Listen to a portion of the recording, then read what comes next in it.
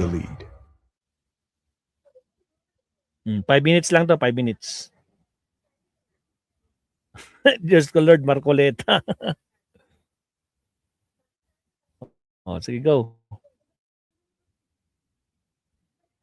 Pasok. Ang tagal ah. Pass forward. Sa katotohanan at kabutihan.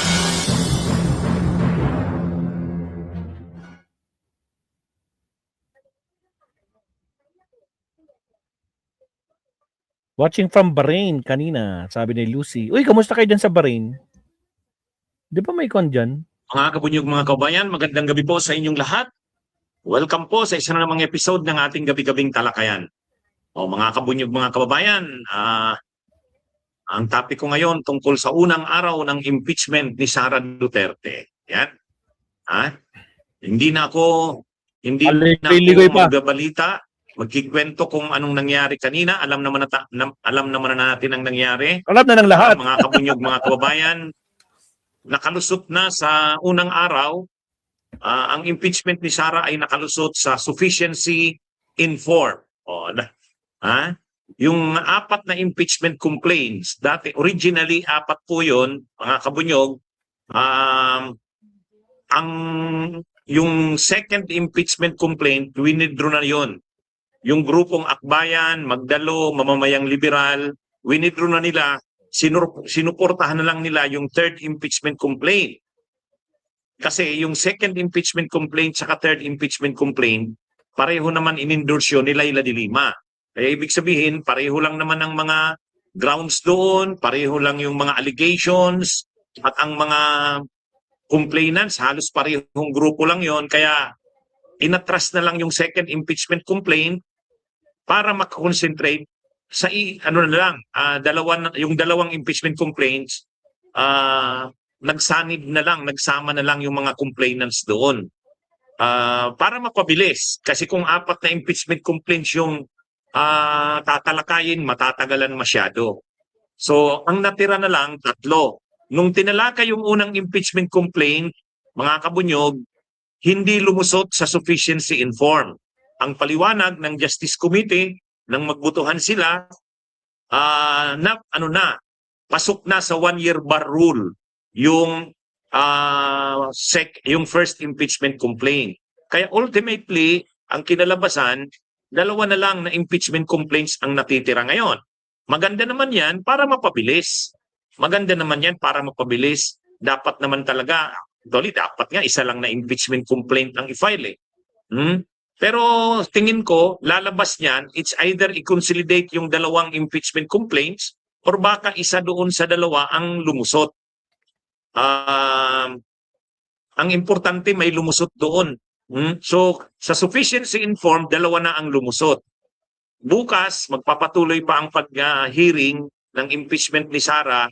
Ang pag-uusapan naman, sufficiency in substance. Sa tingin naman natin, lulusot naman yan sa sufficiency in substance. Lusot!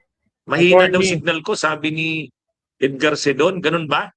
Pasensya na Live sana tayo, Busing Marky. Ka-live po tayo. O nga, nagbabuffer. Anyway, medyo talaga mahina yung signal, napapansin ko nga. Pero sige lang, tapusin lang natin to. Mga kabunyog, mga kababayan. So, lusot na sa Justice Committee sa usapin ng sufficiency in form. Bukas, sufficiency in substance naman. Sa tingin ko, matatapos na yan bukas sa sufficiency in substance. Kung hindi man matapos bukas sa sufficiency in substance, may day 3 pa, yung March 4. Pero sigurado yan, lulusot yan sa sufficiency in substance. Pag nakalusot sa sufficiency in form, sa sufficiency in substance, ano na ngayon? Ino-notify na ngayon si Sara Duterte. Ino-notify na. Kasi magkakaroon na ng hearing. Ipipresent na yung mga testigo. Kaya yung bank accounts ni Sara, bubuksan na yan. Diyos At ko, si Madriaga, pwedeng ipatawag na. Matapos yung sufficiency in substance.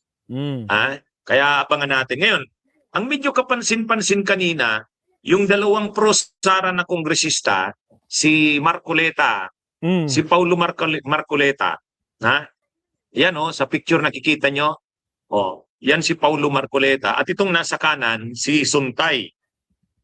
Si Suntay. Pareho yan, pareho yan pro-Sara. Hinaharangan sana nila yung impeachment ni Sara, mga kabunyog, hinaharangan nila. Kaya lang, hindi rin umubra yung pangaharang nila. Bakit? Impeachment ni Sara yung pinag-uusapan. Ang nire-raise na issue ni Marcoleta, ito, ni Marcoleta, ni Paulo. 18 Ang Marines. nire-raise na issue ni Paulo Marines. Marcoleta, Creamy din! Yung Marines. Mang inasal, extra creamy, halo-halo. Diyos ko Lord, ako na, halo-halo. My goodness, napapahalo-halo ko Diyos ko Lord. Again guys, sa mga bagong pasok, gawin nyo ng 200 yung likes natin. Sa mga di pa po nagla-like dyan, like and subscribe. Salamat. Oh, tapos na? Putol Putol. Bakit putol? Dali. Putol? signal, napapansin ko nga, Wait lang Bakit putol? Kasi 5 minutes lang to eh.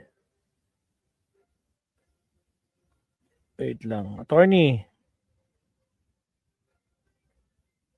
Naku po, Diyos ko Lord, Rudy, nangyari. Tumatalon yata Unang, wait lang mabsat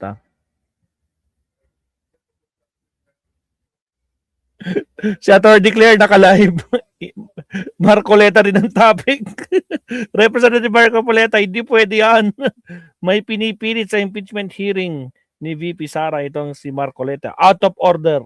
Diyos ko Lord. Ay, gravity. Naku po. Ba't kahang? May na ba signal natin? Nahawa na ba tayo sa signal ni attorney? O naghang pati yung video? Yung video naghang pala, sufficiency in substance. Pag nakalusot sa sufficiency in form, saka sufficiency in substance, ano na ngayon? Masyado. Maiksi guys. Wait lang. Sorry. Hanapin natin. May katuloy ba yan?